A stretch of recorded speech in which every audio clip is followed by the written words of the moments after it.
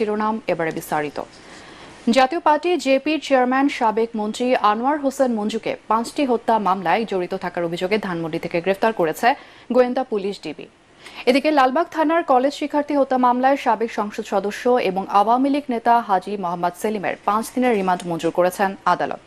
ঢাকার metropolitan magistrate Akhtaruzzaman জামিন আবেদন নাকচ করে হাজী সেলিমের রিমান্ড মঞ্জুর করেন। আরও জানাচ্ছেন মনির হোসেন তপু।